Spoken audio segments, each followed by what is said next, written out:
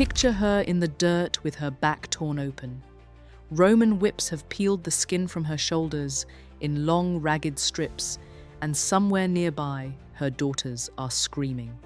The exact scene was never recorded like this, but the violence itself was. The soldiers aren't stopping. Her husband's body is barely cold. His kingdom, his will, his final wish, all of it ignored. He had written it carefully, half to the emperor, half to his daughters.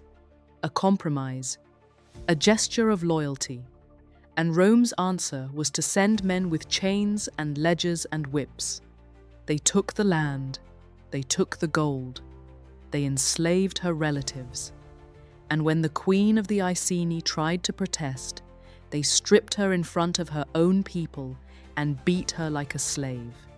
Her daughters' girls, whose names history never bothered to record, were dragged away and assaulted by Roman soldiers.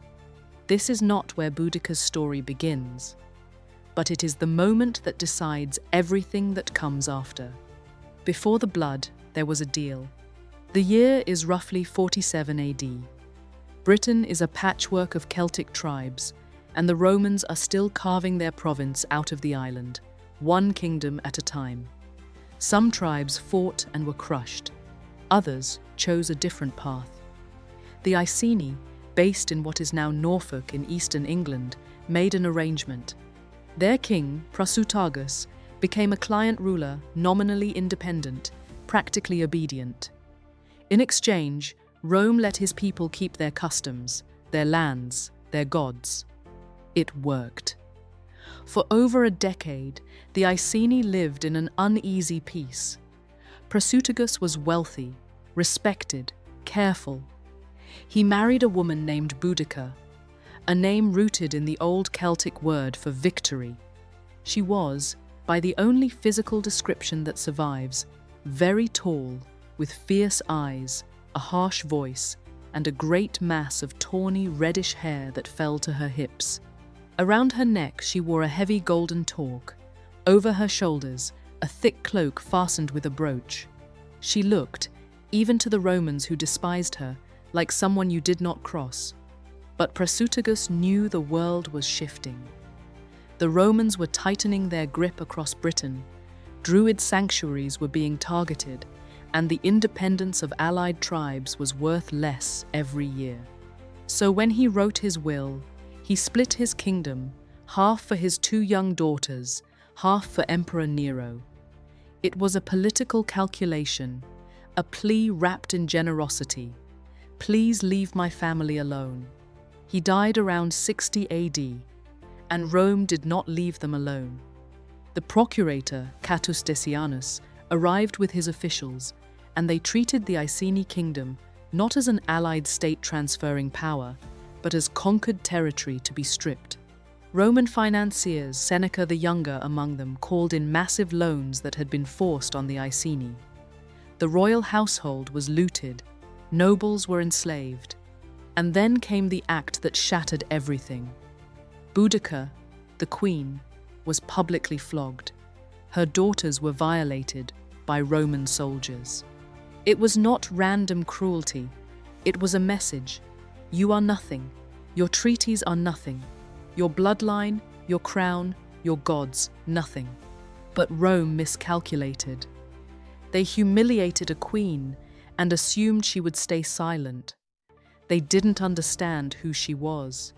In the spring of 60 or 61 AD, the Roman governor Gaius Suetonius Paulinus was far away hundreds of miles to the northwest, leading his legions against the island of Mona, modern Anglesey, where the last Druids of Britain had taken refuge. His army was burning sacred groves and slaughtering priests. The province's military strength was concentrated at the farthest possible point from Iceni territory. Boudicca saw her moment. She united the Iceni with their neighbours. The Trinobantes, a people who had their own bitter grievances, including the construction of a massive temple to the Emperor Claudius at Camulodunum, modern Colchester, built with their forced labour and at their expense. Other tribes joined. What had begun as grief became an army. According to the Roman historian Cassius Dio, their numbers swelled to over 200,000, almost certainly an exaggeration, but one that speaks to the scale of fury Boudicca had gathered. Before the campaign began, she performed a ritual. She released a hair from the folds of her dress, and the crowd watched in silence as it ran. The direction it chose was an omen, a sign from Andraste, the Iceni goddess of victory. The hair ran the right way. The crowd roared. Camulodunum fell first. The Roman veterans living there had been abusing the locals for years, and when Boudicca's army descended, there was almost no defense. The future governor, Quintus Petilius Cerealis, marched the 9th Legion to relieve the city and was annihilated, his entire infantry wiped out, only the cavalry escaping. The remaining Romans barricaded themselves inside the great temple of Claudius. They held out for 2 days, then the temple burned. Londinium was next. Suetonius raced south, assessed the city, and made a cold decision. He did not have enough men. He abandoned London. Those who could march left with the army. Those who couldn't, the old, the sick, the women, the children, were left behind. Boudicca's forces burned London to the ground. Archaeologists have found the proof: a thick red layer of scorched debris, coins and pottery fused together beneath it, dating precisely to this moment. Roman skulls, pulled from the Walbrook stream centuries later, may belong to her victims. Verulamium, modern St. Albans, fell after that. 3 Roman cities destroyed, between 70 and 80,000 dead. The accounts describe executions by gibbet, fire, and cross. Boudicca was not liberating, she was annihilating. Behind the Britons, their families watched from wagons drawn up in a great crescent, mothers, children, the elderly expecting a triumph. The Romans held their position, silent, still.